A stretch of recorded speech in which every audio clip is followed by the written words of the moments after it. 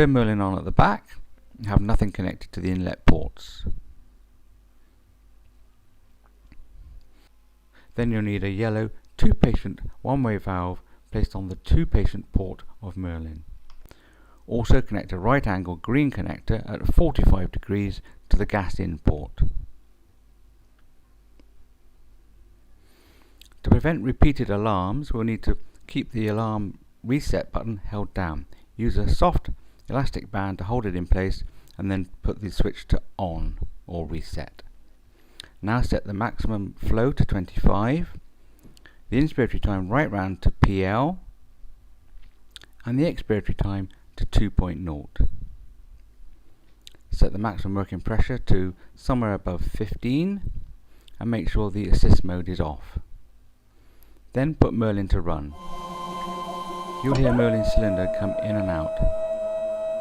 During the in phase, you'll hear noise as air comes out of the one-way valve. In and then back.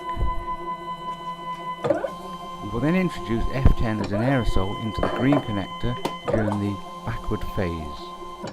So keeping an eye on the ventilator through the blue screen or the blue top, spray in when the ventilator is moving backwards. Watch the ventilator come in, spray as it goes back.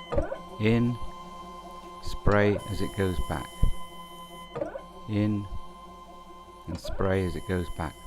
Repeat this until you have sprayed 6 times into the green connector and a pool of liquid sits at the bottom of the connector. Then run the procedure for at least 15 minutes and repeat with another 6 sprays. Then run for a further 30 minutes or until the pool of F10 in the green connector has gone, whichever is the longer. The total time for this cleaning procedure can be anywhere between 30 minutes and an hour.